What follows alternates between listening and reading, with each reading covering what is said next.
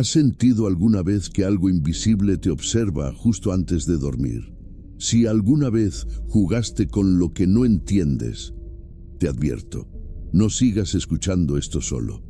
Antes de contar lo que pasó, quiero que apagues las luces un segundo y mires alrededor. No por miedo, sino para asegurarte de que nadie más está moviendo nada detrás de ti. Soy Diego, de Valle de Bravo, México. Esto fue en el verano de 2019. En ese tiempo, trabajaba como mesero en un restaurante frente al lago. Los fines de semana nos juntábamos con mis amigos, Julián, Leo y Camila, para acampar cerca del río Temascaltepec. Era nuestro escape del ruido, una costumbre que repetíamos cada mes.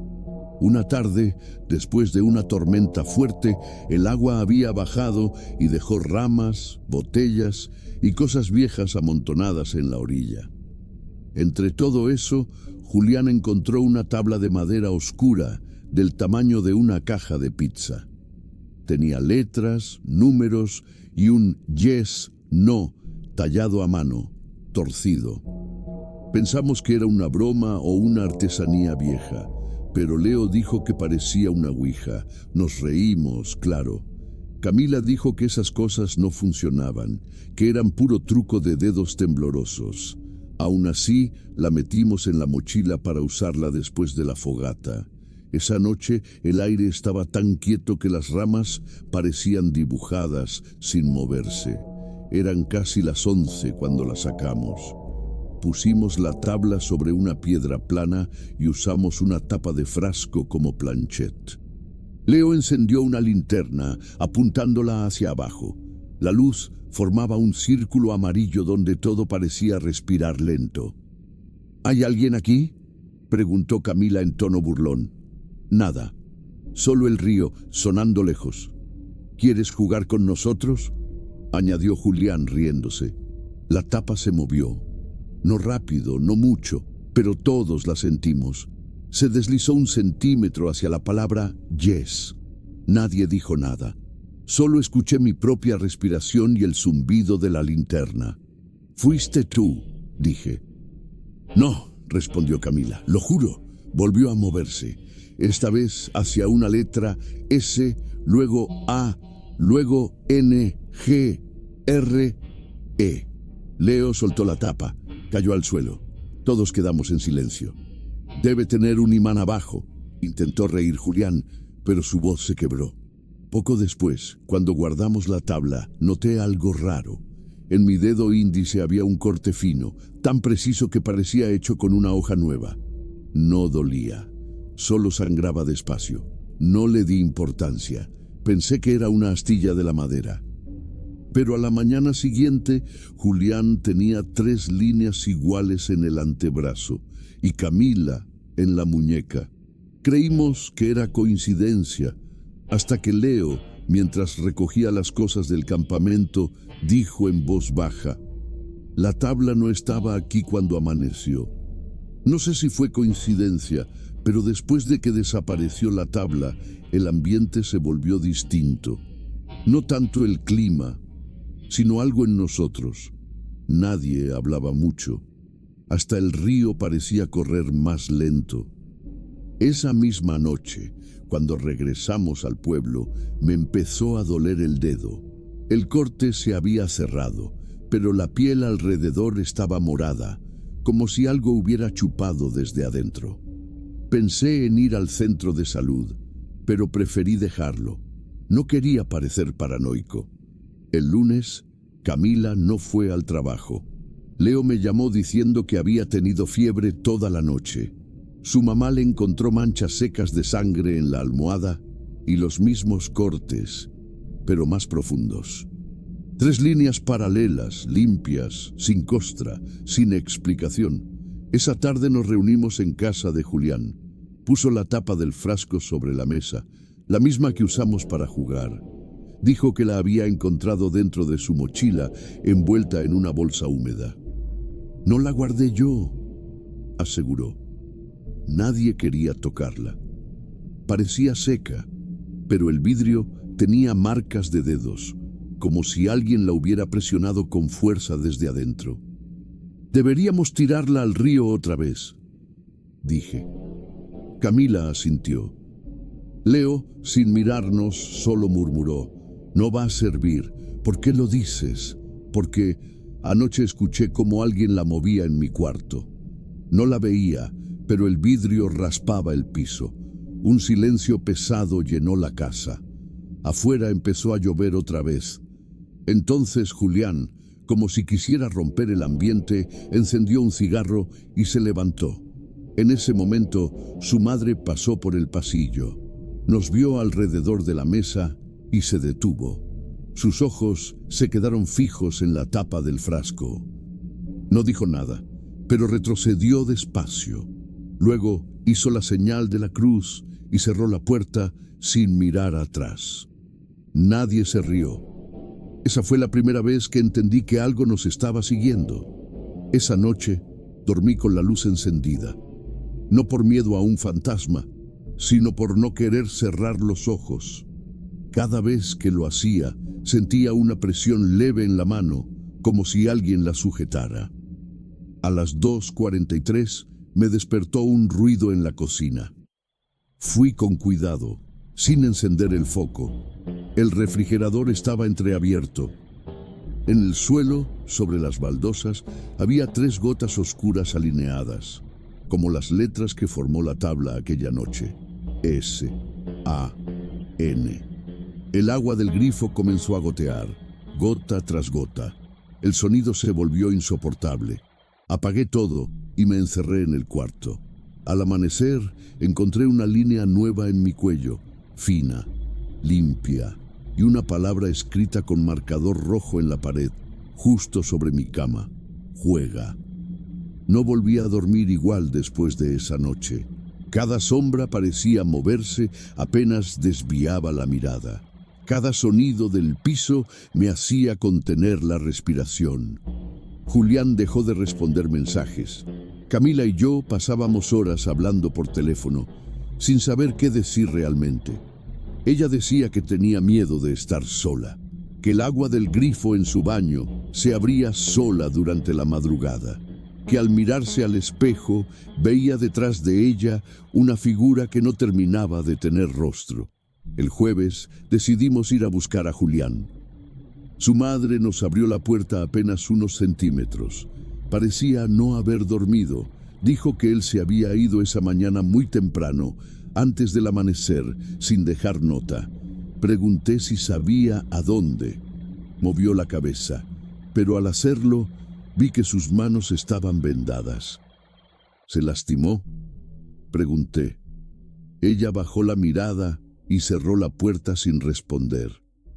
Leo llegó unos minutos después. Tenía ojeras profundas y una venda en la muñeca. No quería mostrarla.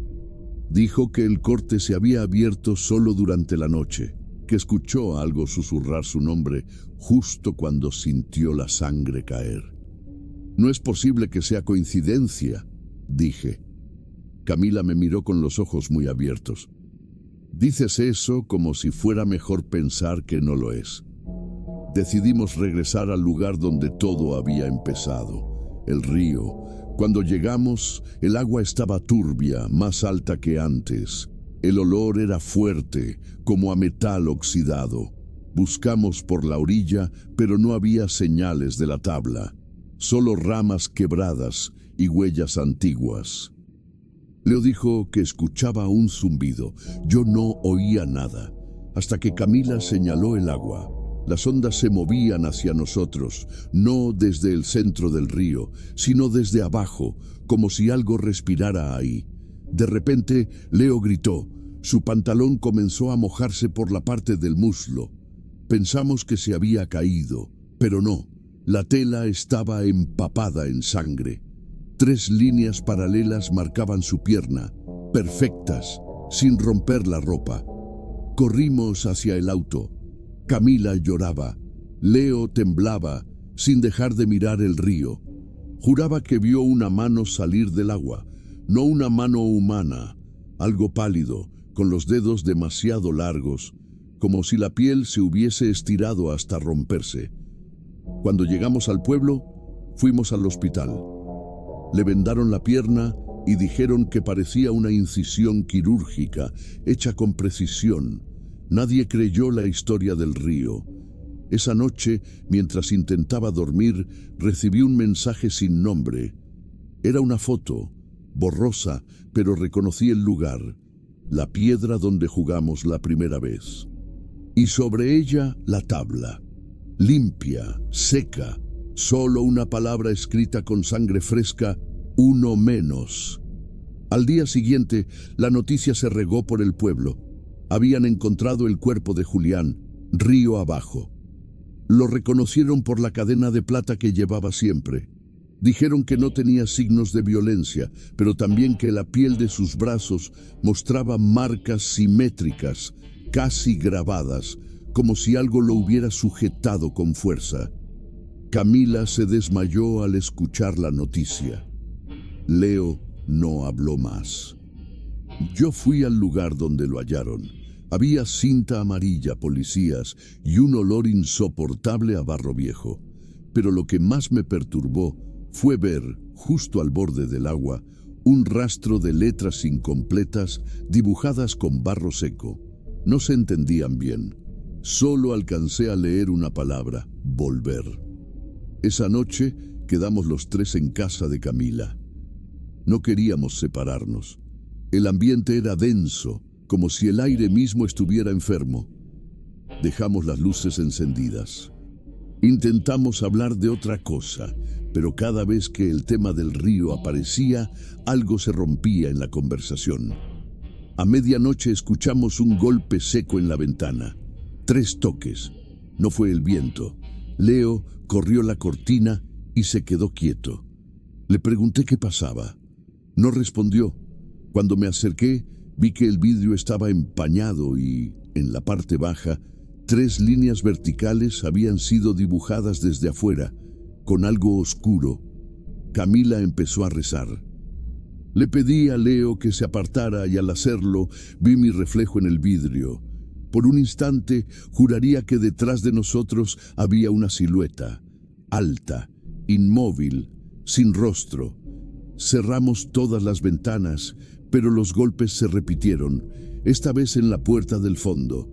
No era un llamado normal, era un ritmo: 3 golpes, pausa, 3 más, como un pulso que imitaba el corazón. «Diego», dijo Camila casi sin voz, «¿recuerdas lo que decía Julián antes de encontrar la tabla?» Asentí. Me vino a la cabeza su voz riéndose. «Dicen que los muertos del río todavía cobran lo que se les debe». Yo pensé que era una broma. Leo se levantó de golpe. Fue hasta la cocina. Cuando regresó, traía la tapa del frasco. La misma. Otra vez. «Apareció en mi mochila», dijo. «Otra vez».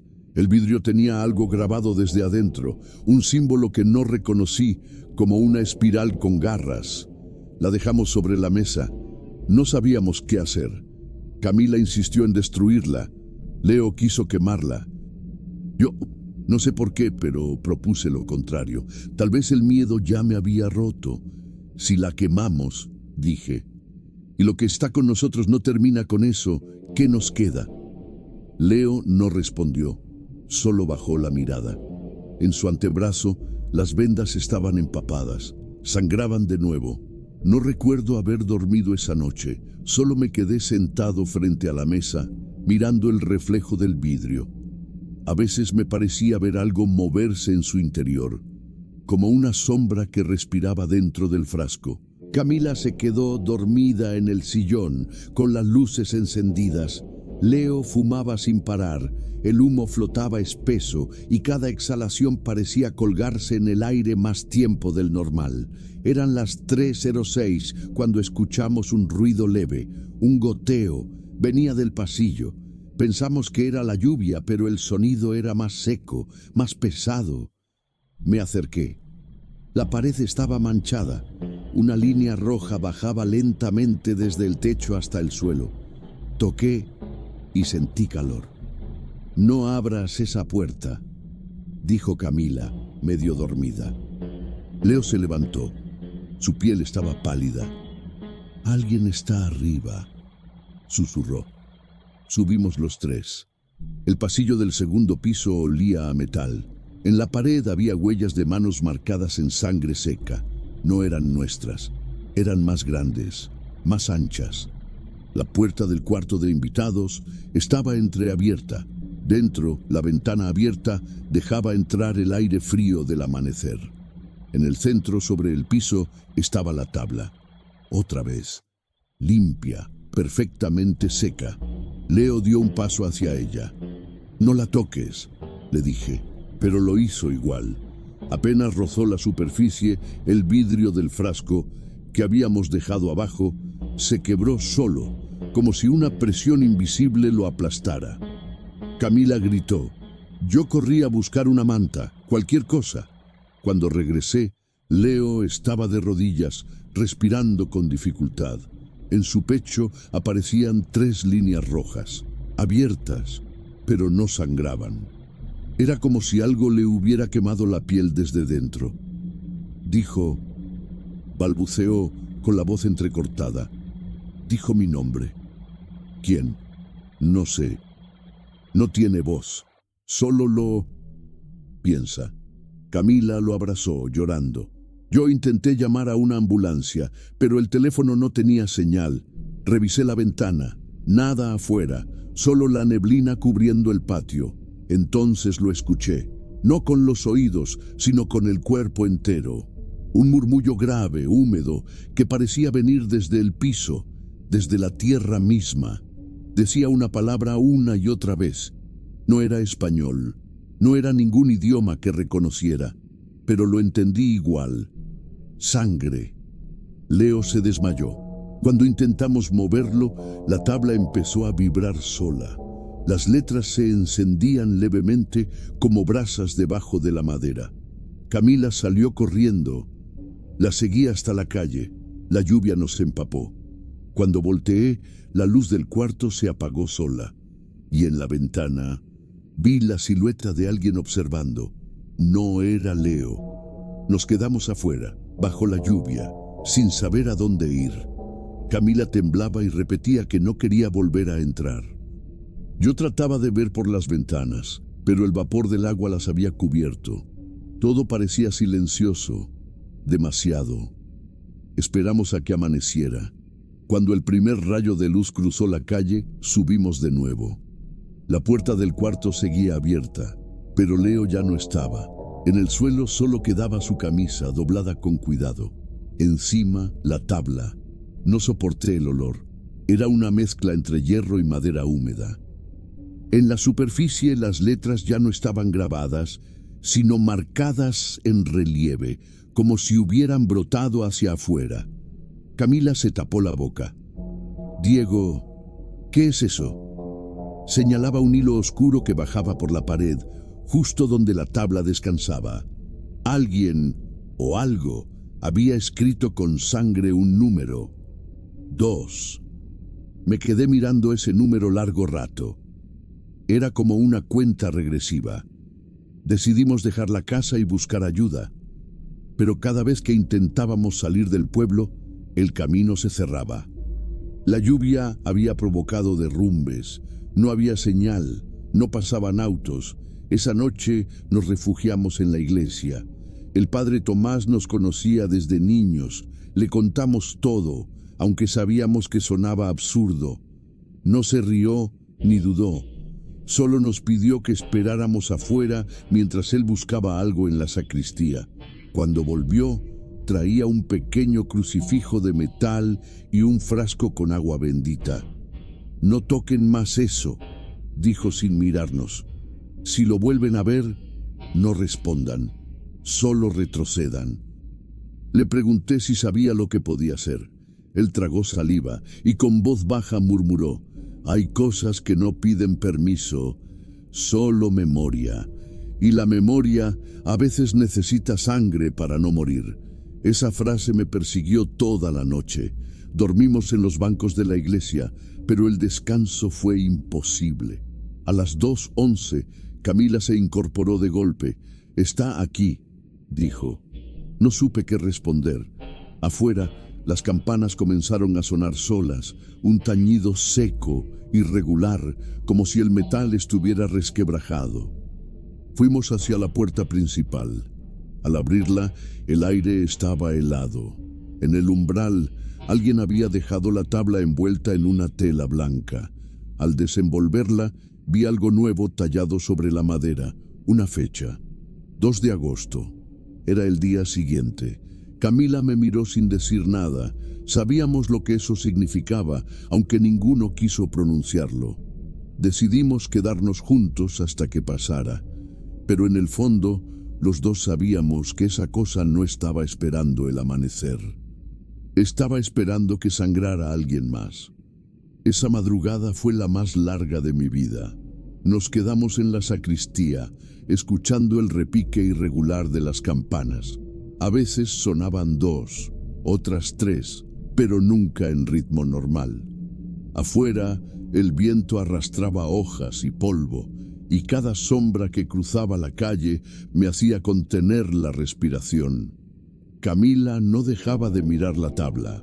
Aunque el padre había dicho que no la tocáramos, ella parecía hipnotizada. La tela blanca que la cubría comenzó a humedecerse sola, como si sangrara desde adentro. «No deberíamos quedarnos aquí», le dije. Ella no contestó. Solo levantó la tela un poco y observó la superficie. Las letras parecían más profundas, como heridas frescas. Entre ellas había un nuevo grabado, tallado con precisión. 1. «¿Qué significa?», pregunté. Camila me miró sin parpadear. «Que ya empezó». En ese momento, el padre regresó con una vela encendida. Cuando vio la tabla descubierta, su rostro cambió. Se detuvo, giró lentamente y se persignó sin decir palabra. Luego, apagó la vela con los dedos y salió de la iglesia sin volver la vista. Ese gesto fue suficiente. No necesitábamos más. Intenté convencer a Camila de que nos fuéramos del pueblo, pero ella estaba ida, como si ya no escuchara. Sus labios se movían, murmurando algo que no logré entender. Cuando me acerqué, repetía una y otra vez: «Si la tabla pide, alguien tiene que dar». Le arrebaté la tela y la envolví con fuerza, pero el tacto era tibio, casi vivo, como si debajo de la madera hubiera algo pulsando. De pronto, las luces de la iglesia se apagaron todas al mismo tiempo. El aire se volvió pesado, con olor a hierro.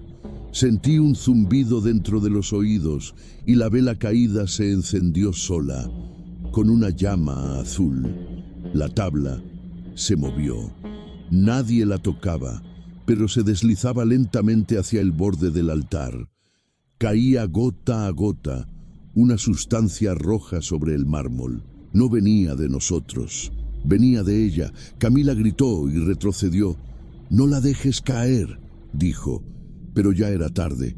La tabla golpeó el suelo con un sonido hueco, como si cayera sobre carne. Entonces escuchamos pasos, pesados, lentos, arrastrados, acercándose desde el pasillo principal. No era el padre. El aire olía a tierra abierta. Camila me miró por última vez, los ojos abiertos de par en par. «Si me toca a mí, no lo dejes entrar», susurró. Y antes de que pudiera responder, la vela azul se apagó. Solo escuché un suspiro detrás de mí, caliente, muy cerca. No sé cuánto tiempo estuve inconsciente. Cuando abrí los ojos, aún era de noche. La iglesia estaba en silencio, pero el olor a humedad se había vuelto insoportable, mezclado con ese aroma metálico que ya reconocía. Camila no estaba. Llamé su nombre varias veces. Solo el eco respondió. La vela azul seguía encendida, clavada en el suelo, sin derretirse. Su llama no temblaba. Parecía mirarme. Me acerqué al altar. La tabla ya no estaba cubierta. Tenía una nueva palabra grabada: cumplido, y debajo un trazo largo que cruzaba toda la madera como una cicatriz reciente. Sentí un peso detrás de mí, no un ruido, un peso, como si el aire tuviera cuerpo. Giré despacio. En la penumbra, junto al banco donde dormimos, vi el cuerpo de Camila. No sangraba, no se movía, solo su mano extendida hacia mí, con el dedo índice apuntando a la puerta.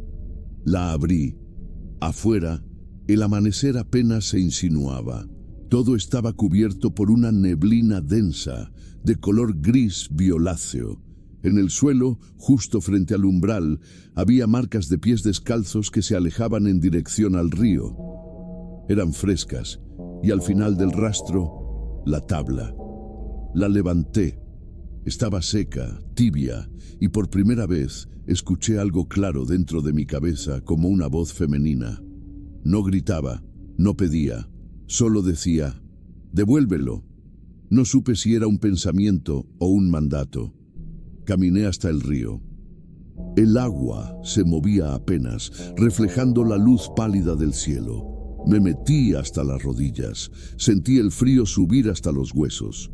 Puse la tabla sobre la superficie. Flotó. Luego se hundió sin hacer ruido.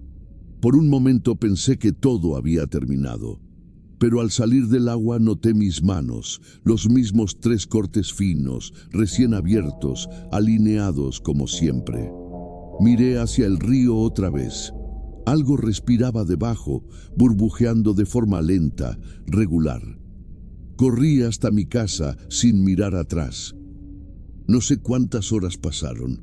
Cuando finalmente me atreví a revisar mi teléfono, había un mensaje nuevo. Un número desconocido, solo una imagen.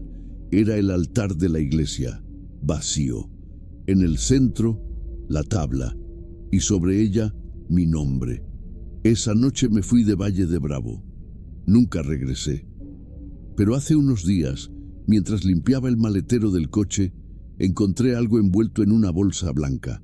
La abrí, el vidrio del frasco, la misma tapa. Dentro, algo seco y oscuro, pegado al fondo. Parecía sangre. No la tiré. No sé por qué. Desde entonces, cada madrugada, escucho 3 golpes en la pared, seguidos de un suspiro. No sé si viene de afuera, o si la tabla todavía respira conmigo. Esto fue Cráneo Rojo, donde la mente piensa, incluso después de morir.